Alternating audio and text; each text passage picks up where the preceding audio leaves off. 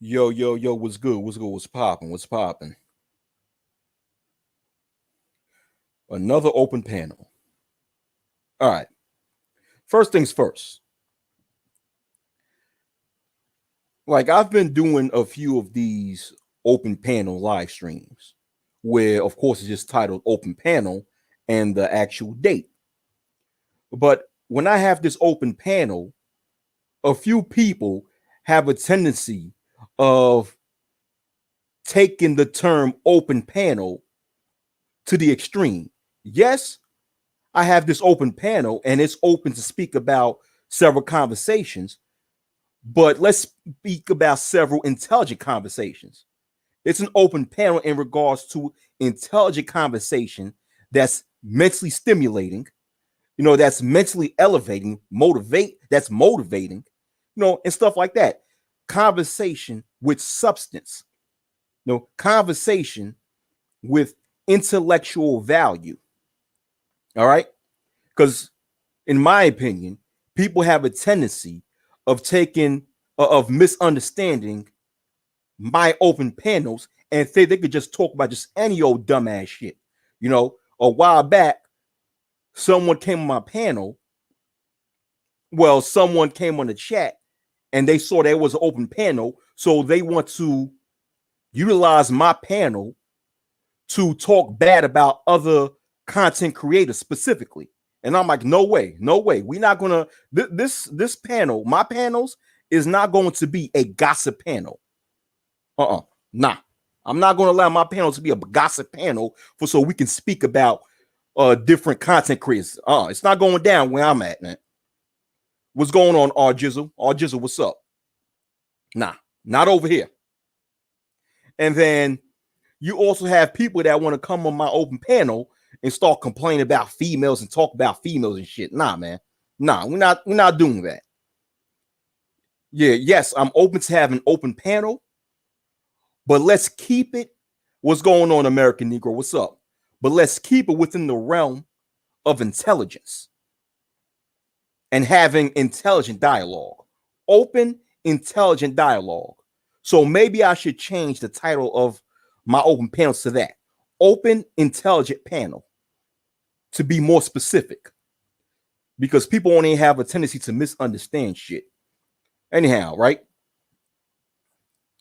Okay, so I guess I should update y'all on what's going on in Haiti as far as the death of the Haitian president, Jovenel Moise.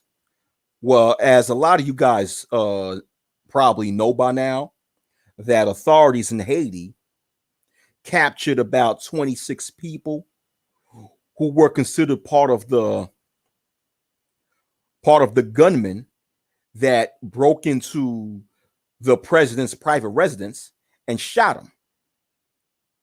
And within these 26 gunmen, most of them consisted of Columbian mercenaries, in which the Minister of Defense in Colombia openly stated in public that these mercenaries that shot the president of Haiti were retired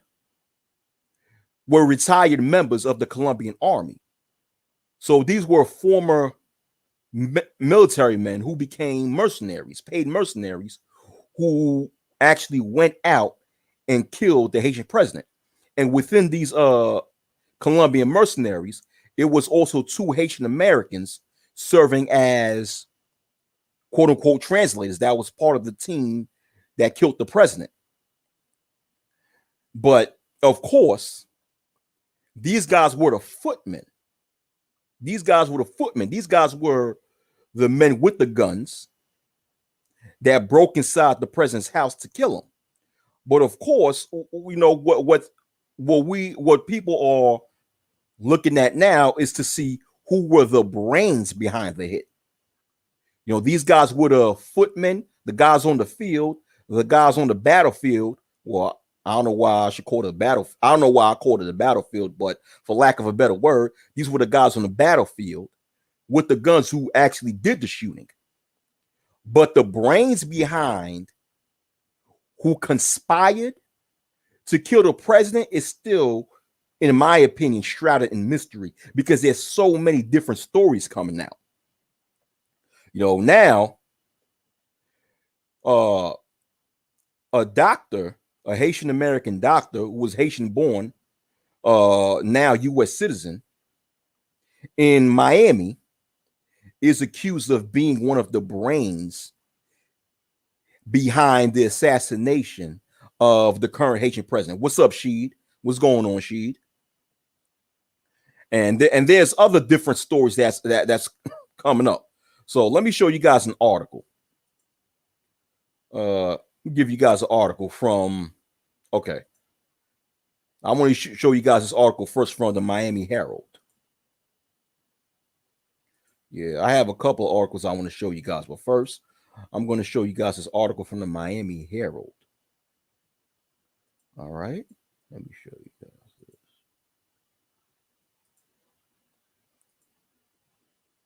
All right, let me put the link to this article on the chat.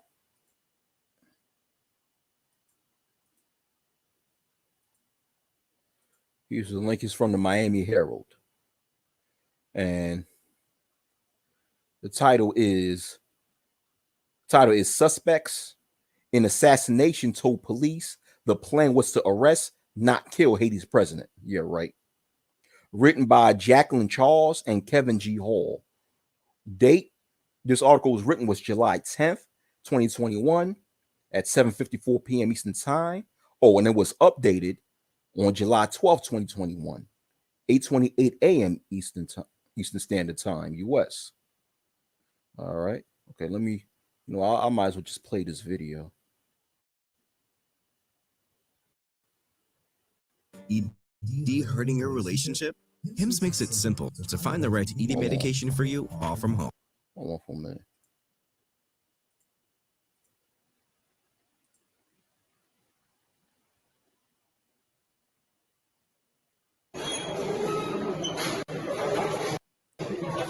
Are you guys able to hear it?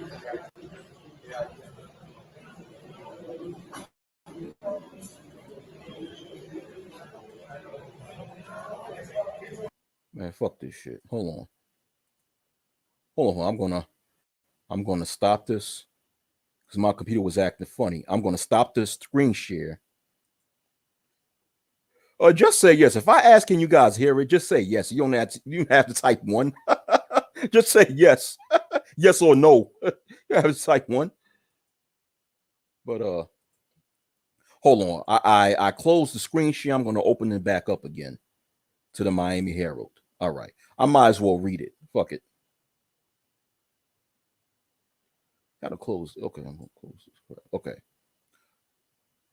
The operation that led Haitian President Jovenel Moise, middle of the night assassination early Wednesday, was in the planning for at least a month and came together during meals around Paut-Au-Prince and at a home where most of the men accused of slaying were staying.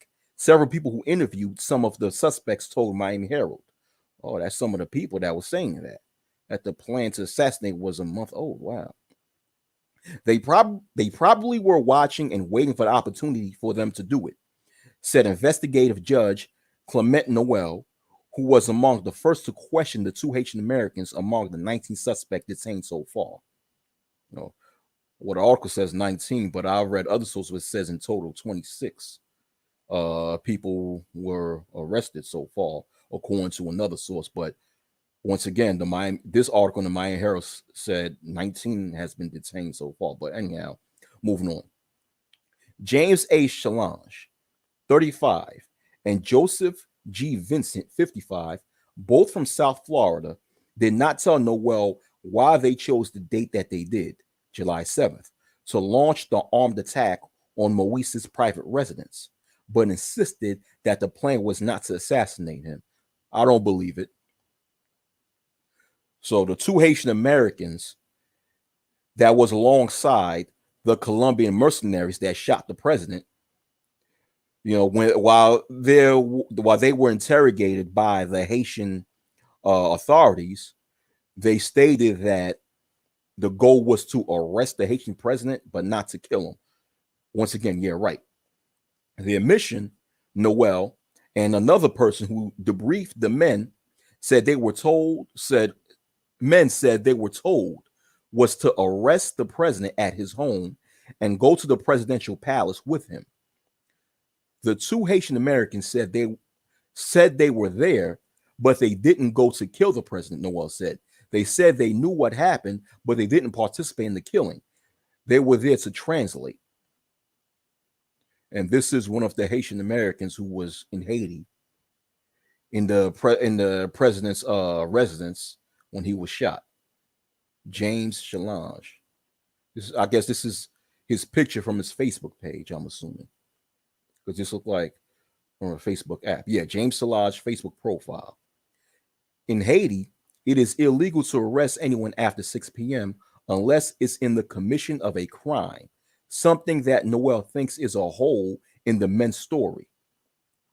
He said Solange and Vincent insisted that they had a copy of an arrest warrant that night. Asked who provided a warrant, the men claimed they did not remember. The idea, they told another interviewer, was to install someone else as president, a claim interim Haiti National Police Chief Leon Charles told the Herald on Saturday he doesn't believe. Exactly, because it's bullshit. Yeah. They wanted to kill him, Charles said about Moise, who came into office in 2017. They knew what they were doing. Moise, 53, was assassinated inside his bedroom. His body was hit by 12 rounds. Jesus. Justice of Police Carl Henry Destin told the Herald. Wearing blue pants and a white shirt covered in blood, Moise was lying on his back at the foot of his bed when Destin arrived about 5 hours after the 1 a.m. assault. Destin said the wooden front door of the home and the door to Moise's upstairs bedroom were riddled with bullets. That ain't no arrest. That ain't no arrest. Listen, if the attempt is to arrest a person, then you're not going to shoot a person 12 times. A, you're not going to shoot a person 12 times, in which the president got shot 12 times. B, you're not going to riddle somebody's front door with bullets. That's not how an arrest is done. If any law enforcement had a warrant to arrest someone with the intent to arrest, not to kill, yeah, they'll knock down the door, but they're not going to riddle the front door with shots. And then when they finally see the president, shoot him 12 times. Nah. And not only that, like the article stated, in Haiti, it's illegal for authorities, it's against the law for authorities to arrest a person after 6 p.m. unless if they're caught committing a crime. That's it. So that already shows discrepancies within the story of the two Haitian Americans who was there told authorities. This shit doesn't make sense. All right? Yeah, exactly. American Negro lies. Nah, don't worry about everybody else. Don't worry about that, everybody else. You cool, you all right. What's up? Yeah, Anti-Socialite Podcast. Yeah, hit the like. And I shouldn't even have to tell y'all to hit the like. Yeah, you know what I'm saying? Y'all should know that. American Negro said, U.S. hit, watch how we go over there and appear to be helping Haiti, all the while extracting all of the resources. Well, that's already being done right now. They have trillions of dollars in oil, copper, and traditional gold. Yeah. What's going on, JLJ 504 HD? What's going on? All right. I'll go back to the article. I just wanted to say what's up to y'all, see what y'all saying, The bedroom was splattered with blood. The house and office were ransacked, said Destin, who since the investigation said he's had to go into hiding because of threats. Damn. It shows you how corrupt and fucked up Haiti is. Even an officer who's doing an investigation of the president's death had to go into hiding because he was being threatened. And if he don't go into hiding, 9 times out of 10, he probably would have gotten killed. That's how much security is weak in the country, which is fucked up. But I'll continue reading. According to the initial statement issued by the government of Haiti, Moise was killed around 1 a.m., which would coincide with the time residents in Pelerin 5, the neighborhood where the president's home is located, told him they were awakened by the sounds of gunshots, Siston said. Yeah. So the neighbors around where the Haitian president resided at the time, they heard gunshots around 1 a.m. So, and that's basically the official statement by the government of Haiti. That was the same time the president was killed, through investigations or what have you. But I'll continue reading. But snippets of video footage that have emerged from that night show a timestamp of 2:44 a.m., raising questions about when exactly was Moise killed and his wife wounded. Also unclear, the arrival time of the group of 26 Colombians and 2 Haitian-Americans that Haitian police say were involved in the assault. Wow. The 2 Haitian-Americans told interviewers that the entire operation unfolded in an hour and 15 minutes and referred to a Mike as the colonel of the troop. A source told the Herald that a man who used the name Mike was among the 17 Colombians who had been detained.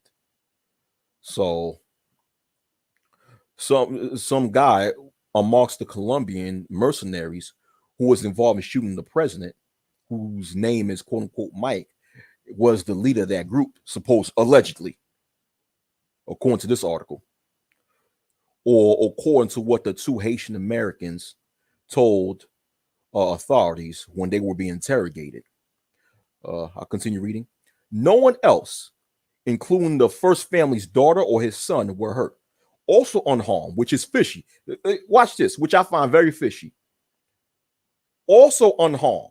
Also the people within the president's residence who was not harmed nor shot, members of the president's security entourage who are responsible for his safety.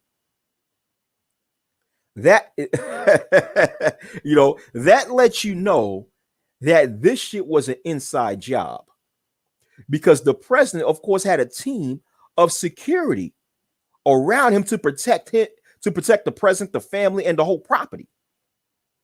And you mean to tell me that nobody within the Haitian president's security got hurt? That means if none of them got hurt, that means there was no resistance, no shooting. Because of course, 9 times out of 10, these security guys were armed. It's not like they had unarmed security. Of course, a president, you're going to have, or you're supposed to have, top of the line security who's armed. And there was no gunfire? Are you kidding me? That tells me that something is fishy. People within your own security team wasn't harmed, which 9 times out of 10 means that there was no resistance from these mercenaries who was breaking inside the property. No resistance. No exchange of fire. That's crazy. You know what I'm saying? That's insane. Now, American Negro, you good. You good, American Negro. Now, you probably didn't know that. You good. You good. I mean, if you didn't know, you didn't know. There's nothing to apologize about, bro. But I'll continue reading. Although 3 police officers were later taken hostage by some of the attackers after they fled the scene. Wow. Police was taken hostage. The suspects who were interviewed said they went to a nearby house behind the Paut-Au-Prince substation. On Saturday, 3 days after Moise's death, and as Colombian law enforcement officials began helping Haitians investigate the assassination, snippets began to emerge about the group, from their time in Haiti to who recruited them. The 2 Haitian Americans were evasive, of course, and offered few details, including declining to say who hired them. But Charles, 2 judges, and 1 other individuals who debriefed both Haitian American suspects in custody, and at least one of the Colombians shared some of the information they gathered with a Herald reporter. Of 28 people believed to have taken part in the attack, 26 are Colombian and 2 are Haitian American. Haitian police have said. Colombian government officials have said at least some of the men were former members of the military. Okay, some of them. Okay, not all, some of them. All right. Charles said the men were recruited by a South Florida-based company counter-terrorist unit on behalf of a high-profile Haitian doctor. Ooh. Remember the doctor I was talking about earlier in the stream? Charles declined to name the physician. They said they were hired to provide security to a VIP. A source who spoke to some of the suspects told the Herald. The source requested anonymity because of the sensitive nature of the investigation. Yeah, and because he might be threatened, he or she. During their stay in Haiti, the group lived in 2 different houses in the Paut-Au-Prince area. Port-au-Prince is the capital of Haiti. Solange lived somewhere in Pétionville, which is an upscale section of Haiti that's, I think, which is the same section that's probably located in or close to where the president lived. And Vincent along Route Frere, Noel said the men told them.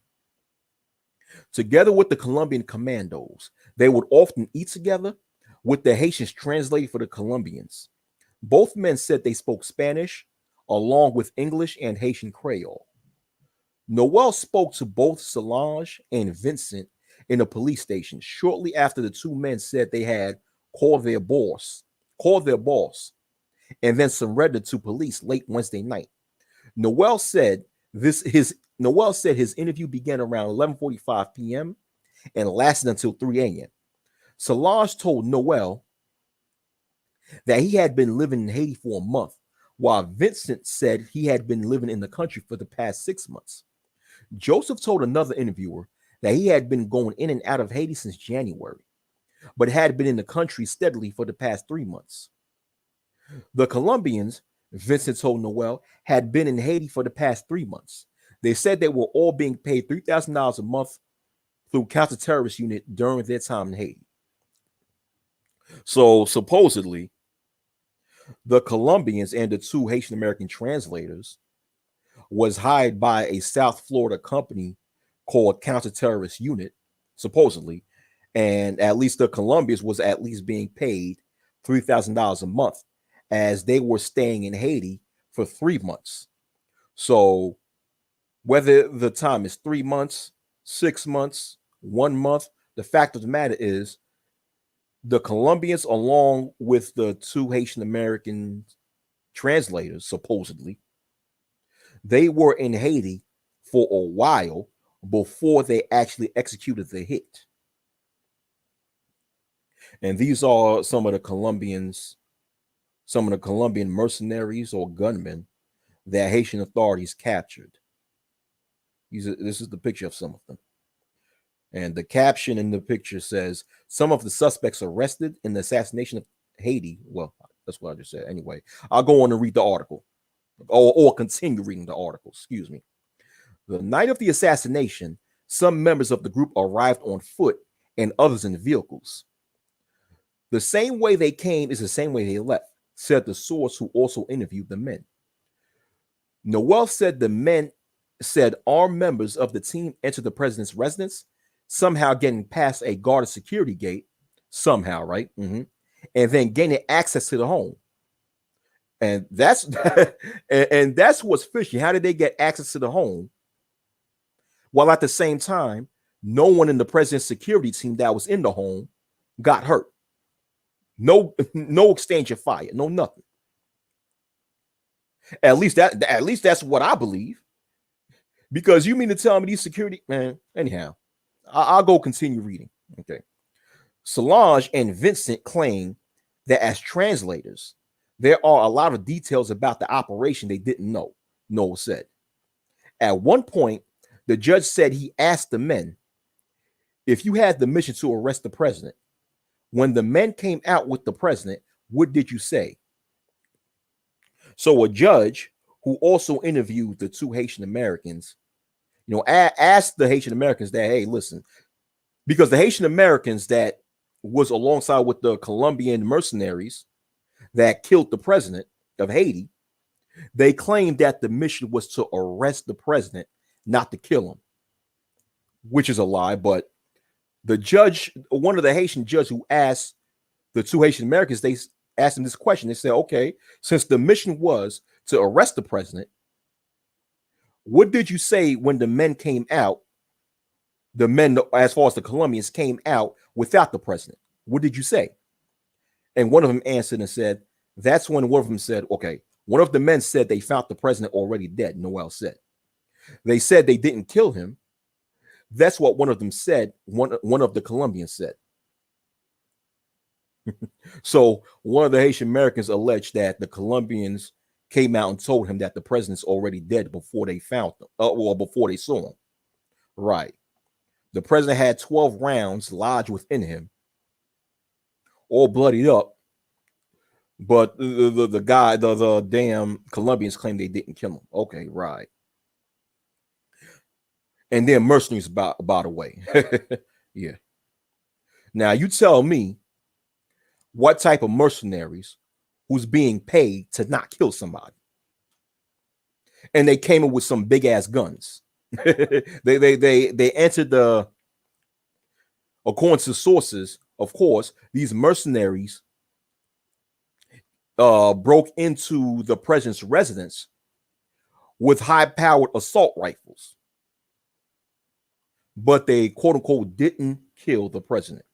I ain't never heard of a mercenary being paid whatever amount of money to not kill somebody. That doesn't make any sense. But I'll go on to the article. I'll continue reading the article. Residents who live in Pellerine, a neighborhood of million-dollar mansions above the hills of Pétionville in Haiti's capital, reported hearing the sound of gunshots at around 1 a.m. The bullets, they said, appeared to come from high-powered weapons, like I just said. A neighbor said they heard someone say DEA cooperation. Destin said in English. They heard someone translating in Creole, and they heard a foreign language. Both hands up, lie down, is what they heard. The fact that DEA was cited may not have been a coincidence. Sources say Vincent has a history of car theft in Haiti, federal passport fraud in the U.S., and had once worked as a DEA informant who went by the name Oliver in South Florida. The Biden administration, the State Department, and other federal authorities say the DEA was not involved in the assassination of Moise. Moreover, the Haitian president was not under federal investigation, U.S. authorities told the Herald Saturday. The Federal Bureau of Investigation and Homeland Security investigations are assisting the Haitian government in the assassination probe, both in South Florida and Haiti. Agents have been questioning people in the Miami area. By the time specialized units of Haitian police arrived on the scene, the attackers were already gone. Destin arrived at the scene around 6 a.m. along with a forensics team. None of the president's security agents were present when he arrived at the president's home that morning, Destin said. Yeah, they all ran like bitches. A maid and a gardener told him that the attackers came into the house and handcuffed them. They described the assailants as foreigners with big guns. They were crying, screaming, Destin said. They could not even give me the time it happened. They said they heard a lot of shooting. Moise's daughter, Jormali, said Destin said, Jormali. Moise's daughter, Jormali, told Destin she was inside her brother's room when she heard gunshots and hid in his bathroom. When she heard things calm down, she heard her mother's voice, Destin said. Jormali Moise then saw 3 people who appeared and said, "We are with you," Destin said. They came and took her and her mother to a hospital. First Lady Martine Moise was wounded. Police said she had been shot in the arm. She was flown out of the country to Miami the same day and admitted to Jackson Health System's Ryder Trauma Center. Yeah, okay. So So this is what you heard according to that article. Okay, let me give one once again. I'll post the link to the article that I just read in the chat in regards to some of the suspects that was interviewed, some of the suspects of the Haitian president's assassination being interviewed, and what details they told. So, on to that article, the two Haitian Americans who was alongside the Columbians that assassinated the president of Haiti, they told that they were all hired by a company in South Florida named the Counter-Terrorist Unit, and that they were all in Haiti for a while. Allegedly the Colombians were in Haiti for a month, and one of the two Haitian Americans was in Haiti for approximately 3 to 6 months. Another one claimed to be in Haiti for a month or what have you. But nonetheless, all of them was in the country for a hot while before, until the assassination actually happened. Which is basically because when it comes to something like this, when it comes to any type of assassination, especially when it comes to a high profile figure like a president of a country, you have to be, usually assassins are in the area for a while in order to perfectly time the right place at the right time to commit the hit. That's usually what happens. Not even when it comes to just a killer.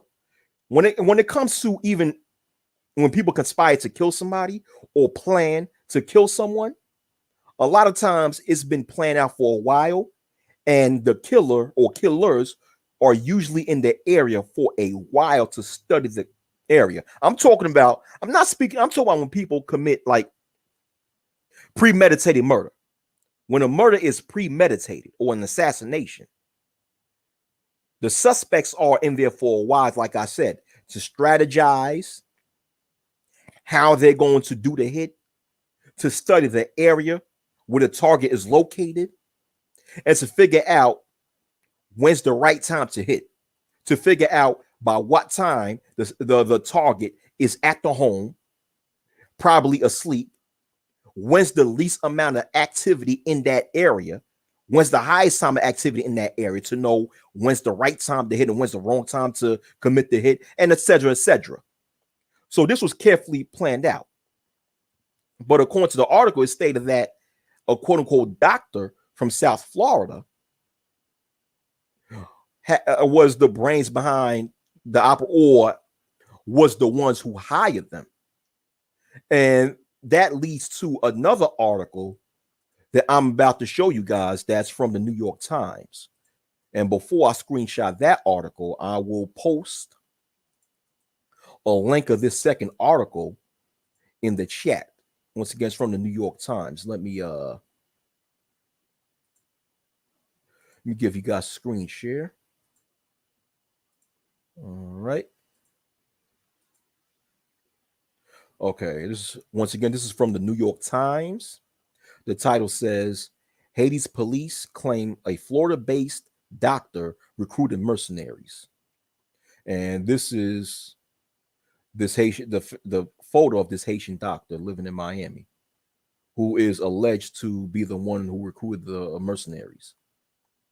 Christian Emmanuel Sanin. I'm reading the caption underneath this photo. Christian Emmanuel Sanin, a Florida-based doctor, was arrested in Haiti. The article was written by Catherine Porter, dated July 11th, 2021. And the article goes like this. A Haitian-born doctor based in Florida has been arrested as a key suspect in the assassination of President Jovenel Moise of Haiti. The national police chief suggested at a news conference that he believed the suspect was plotting to become president. Okay. A doctor, a Haitian-born doctor living in Miami, allegedly, this guy paid the Colombian mercenaries and Haitian-Americans to go into the president's residence and kill him. And according to Haitian authorities, his agenda was to replace Jovenel Moise and become the new president of Haiti, which, to me, it would not be shocked knowing the history of Haiti and how a lot of presidents became president, because most presidents that become president in Haiti, they did not become president through a democratic process. I mean, Jovenel Moise became president through what is supposedly a democratic process, but historically, most presidents come into power through a military overthrow of the former president or the assassination of a former president. So if this is true, this is basically history repeating itself in Haiti. So I'll continue reading. To date, some 24 people have been arrested in the killing, but on Sunday, Haitian officials described the doctor, Christian Emmanuel Sanin, 63, as a central figure in the case. Even as the Haitian authorities offer their most detailed account so far of the plot behind the brazen assassination of the president in the bedroom of his private home last week, there was widespread skepticism among the public of the official version of events. So the public is not believing the whole story. Me neither.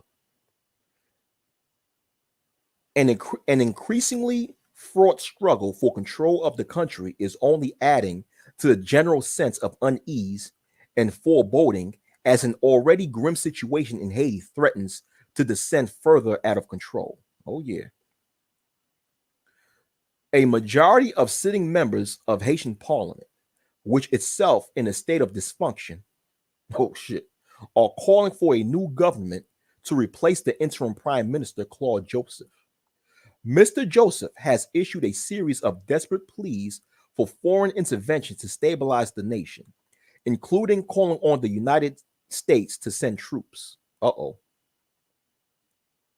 Yeah, because what's going on there is that, to give you some background about that, right before Jovenel Moise was assassinated, he appointed a new prime minister to replace Claude Joseph, who's the current prime minister. But what happened is the new prime minister who he appointed have not been sworn in yet. And unfortunately, before the new prime minister could have been sworn in, Jovenel Moise died, and because of Haiti's rules, if a president dies during his term, the current prime minister becomes the new head of the country.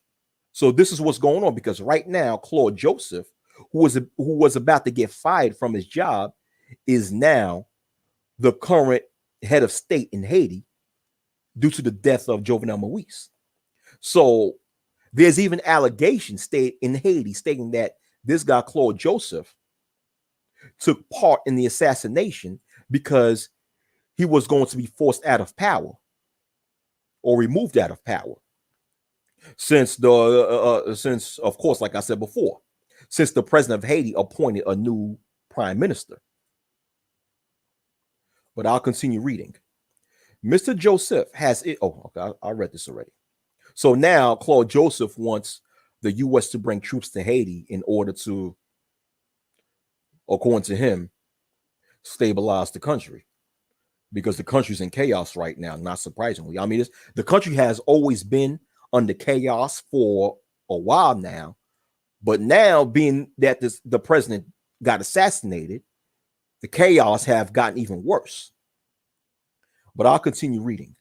American officials signaled that they remained reluctant to provide military forces to Haiti to help secure order, but have sent a team of investigators to help look into last week's assassination, which has left the country teetering. Haiti's national police chief, Leon Charles, you guys heard about him on the prior article that I read to y'all, said that Dr. Sandin played a vital role in the plot, but offered no explanation for how the doctor could possibly have taken control of the government. Still, the arrest of Dr. Sandin added yet another element of intrigue in a rapidly moving investigation that stretched from Colombia to Miami.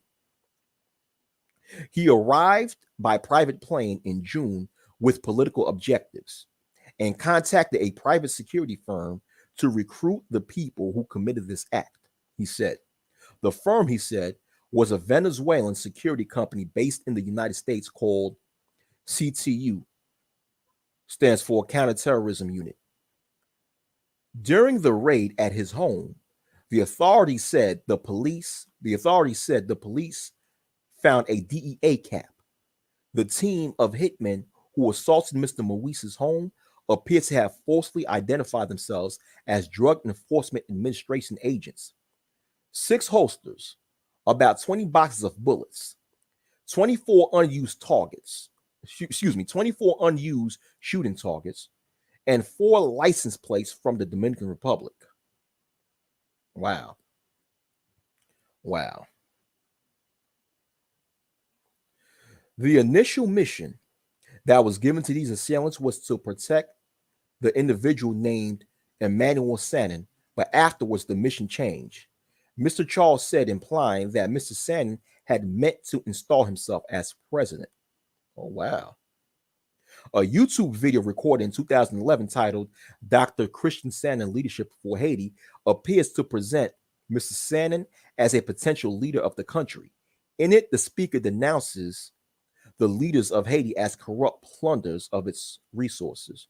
Okay, let me play this video. This is the video that the article's talking about. Interesting. Let me play this video.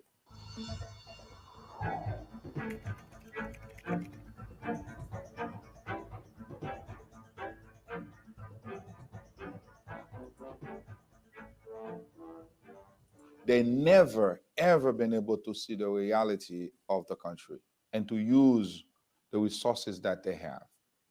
What happened to some of the international community or international countries? They're human beings, like every human being. They're looking for the positive thing for their country, especially when they find a weak leader, a leader who's so weak, who doesn't have a standard, who doesn't have a character, who's leader who's selling his soul. Because if you already sold your soul to the enemy, so where else can you sell to sell your soul? Because to sell your soul to the enemy, you have to do the worst thing. So now, by having an international country come to you and said, "Well, you have uranium, and I want some of your uranium," it's nothing for you to sell it. And that's what happened with Haiti and with the previous president we have in the United States. I saw with my own eyes when United States has to remove the uranium that we have in Haiti on a dump trucks, not a dump trucks, with about 15 to 20 dump trucks with the U.S. military removing the uraniums and take them to the boat. Where is the leadership of Haiti? Nowhere to be found. You know why? Because they're corrupt. They're involved in the same movement that the whole world is trying to do. I want things from you. I know you are not a good leader, and I like the type of leader that you have there because they don't care about the country. They don't care about the people. I will support you. I will stand for you, but I need uranium. I will support you. I will stand for you. I want your oil. I will support you. I will stand for you. I want your gold. And this is how they get rid of Haiti. They rip the country. And the United States have taken a whole lot of gold from the island of Haiti. Oh, yeah. And because of the type of leadership that you have there, they don't see any better than that. They want things for themselves, put in their pocket. How would you know if the president come with not a house? He didn't even own a house in the country and left with $800 million. Where did you get that $800 million? Why don't the international community ask him questions about the $800 million? It's never going on news.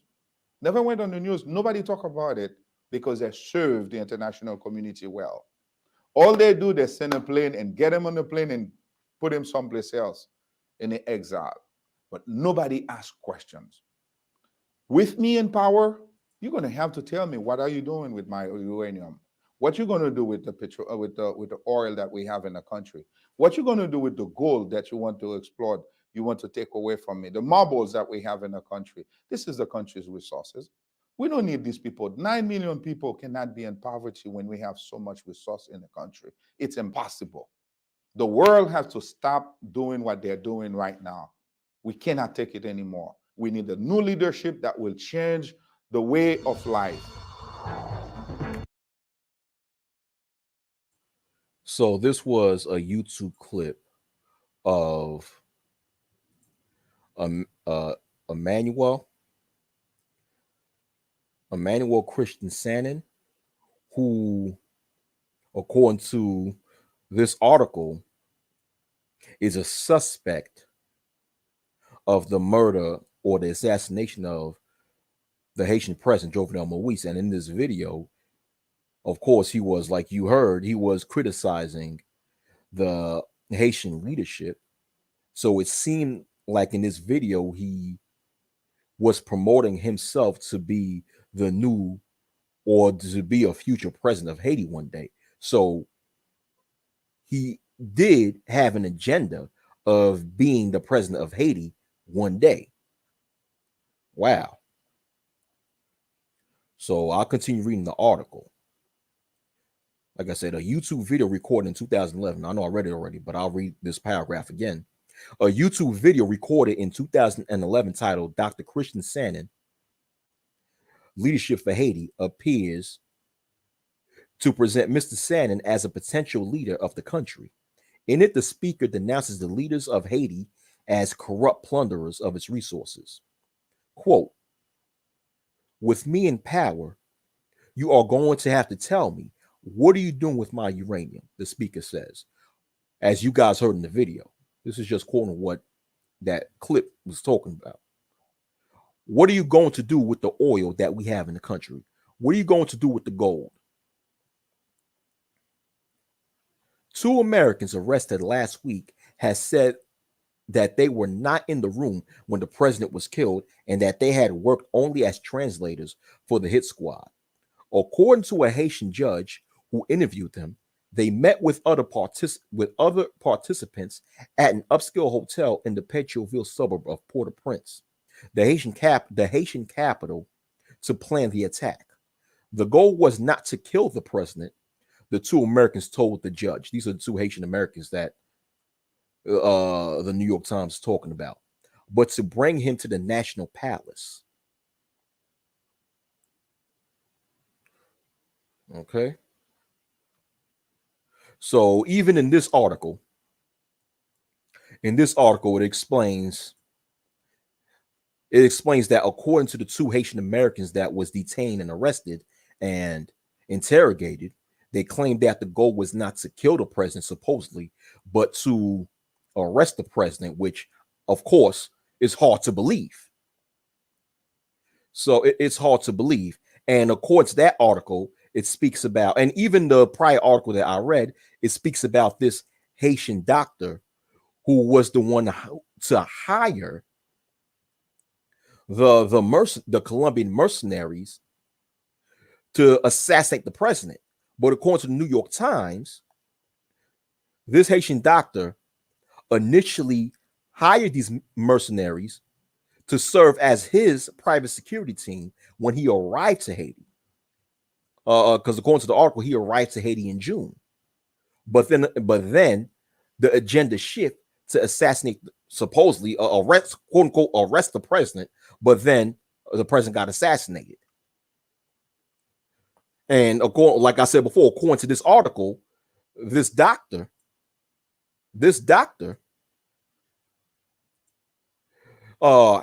Emmanuel Sannon, or Emmanuel Christian Sannon, had an agenda to become president of Haiti someday. So this is the guy who's one of the brains behind the operation. And to me, I'm not buying. I believe there's more to the story that we're not being told. Okay? I believe that there are more people involved as far as the conspirators of the assassination of this Haitian president. I believe there's more people involved. I don't think it was just him and some private security team based in Venezuela, but have a office or a headquarters in the U.S. who hired the Columbians. I believe there's more people. There was more conspirators involved in the hit. He probably could have. This doctor probably could have been one of the conspirators, but I don't think it's just him. I don't think it's just him. Nah, it's more to the story than just that. Things that we don't know, of course, that went on as far as the conspiracy to assassinate this Haitian president. What's up, Jersey Hammer? Jersey Hammer says, I don't know about Haitian politics. Was this president a decent person or was he corrupt piece of shit? To tell you the truth, Jersey Hammer, he didn't do shit. Really, he didn't really do shit for the people in Haiti. You know, as president, he didn't really do a good job as president because a lot of the people in Haiti were sick of him and wanted him to step down. But nonetheless, he shouldn't have ended up like that. You know, I was never a big fan of him. But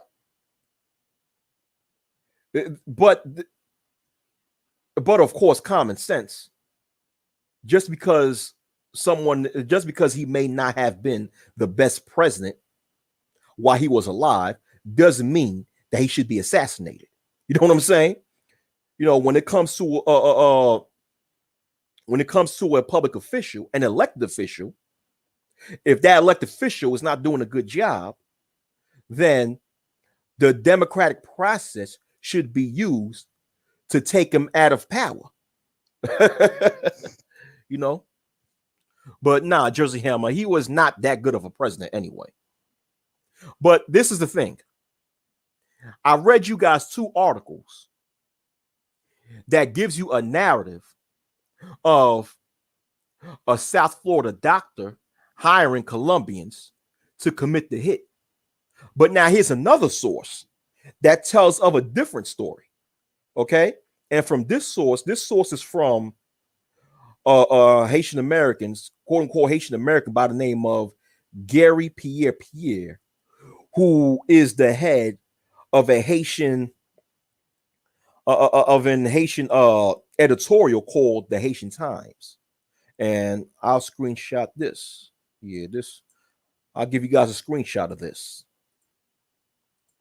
All right. Yeah. Okay, this is from the PBS NewsHour, you know, and this episode aired on July 9th, 2021. So I'll play claiming this. the right to run the country.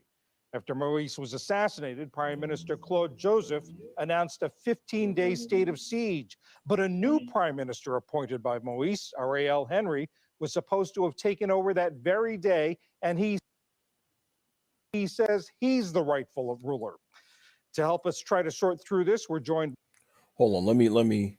Okay, this is the guy that was appointed as the new prime minister of Haiti before the president passed away, but he was never sworn in.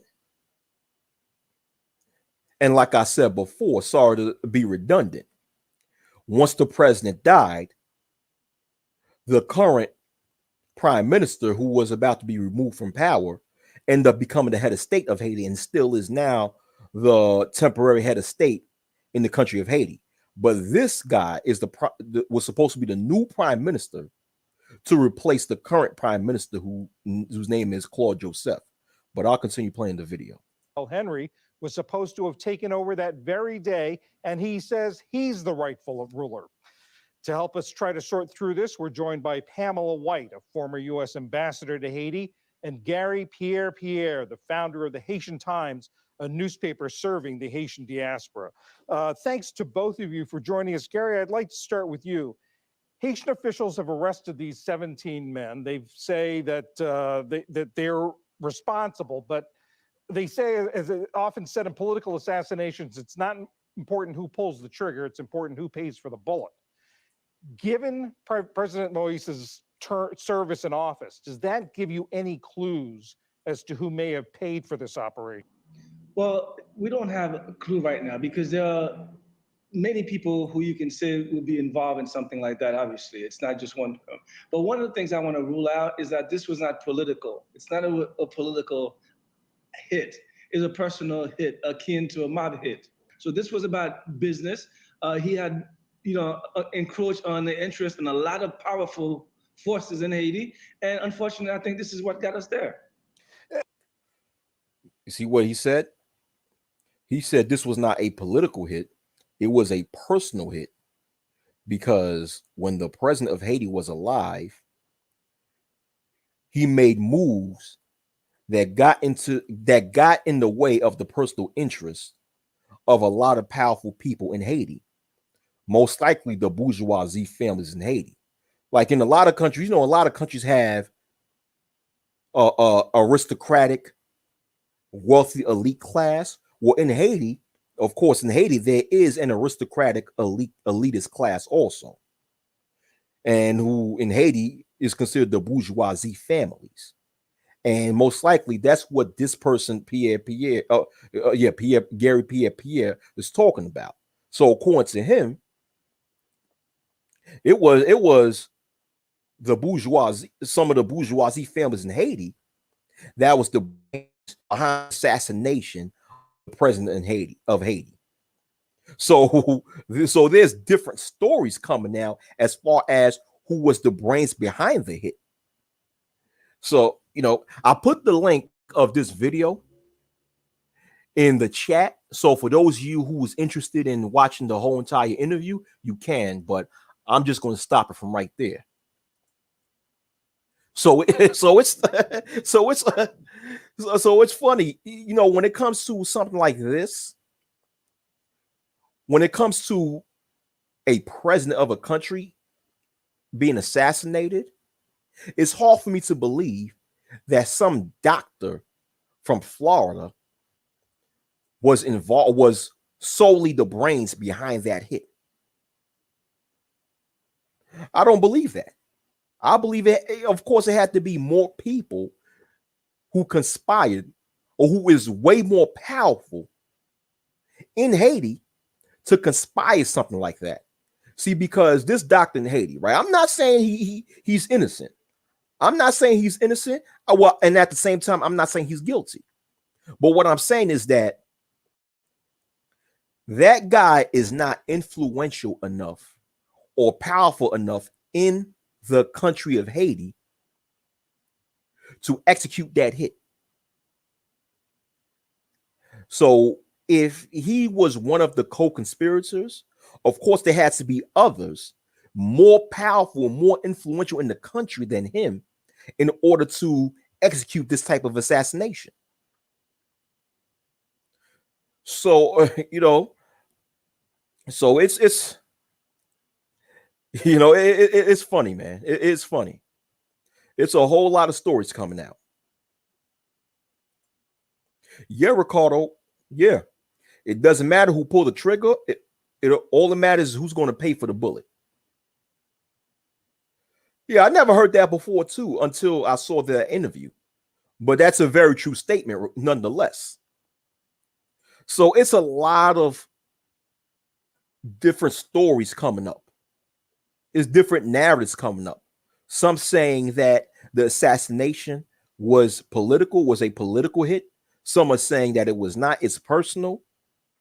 There's even a new conspiracy theory going on saying that because the president of Haiti, and this is what I heard on Facebook, that because the president of Haiti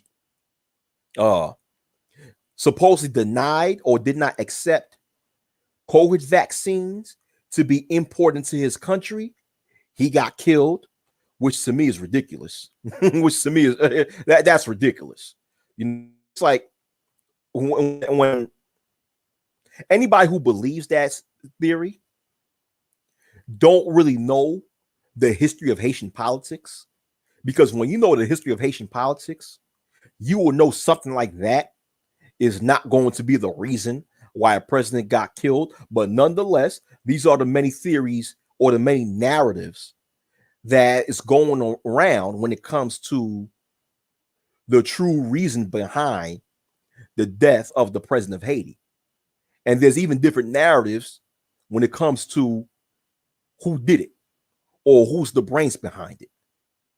You know, there's others that allege that it was people within the president's own administration that was behind the hit. There's others who allege that it was different government entities that was behind the hit. So it's many different theories when it comes to who were the brains behind this assassination.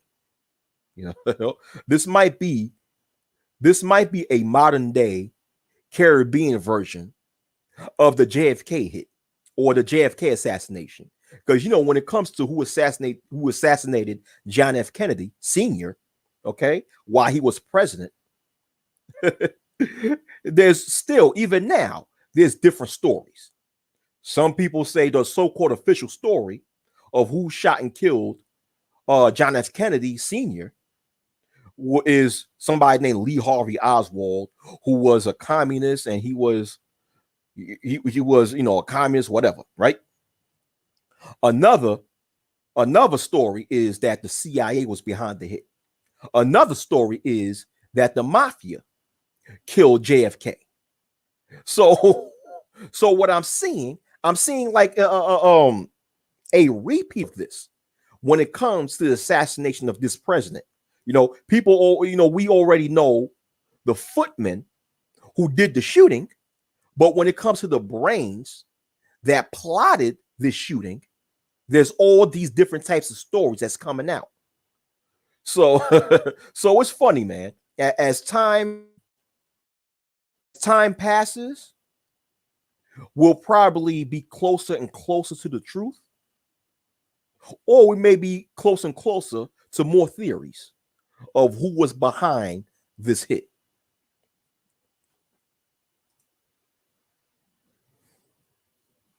Yeah, life is really a chess game. Yeah, life is a chess game. Yep.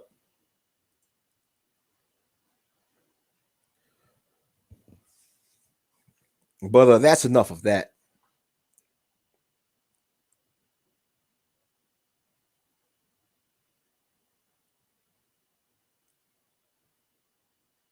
Okay, I went a little bit over an hour in this stream. Thus, I will, I'm going to change the title of this stream because I'm going to end this stream. Now, I know it's supposed to be an open panel, but I'm going to end this stream because I got some stuff I got to do. So I might come back later for another open panel. I might come back later. I might come back later, but I'm going to have to end this stream. So it was good for you guys to drop by and listen to me yap my mouth for a little bit over an hour. All right, one. Peace out. Shalom. All right.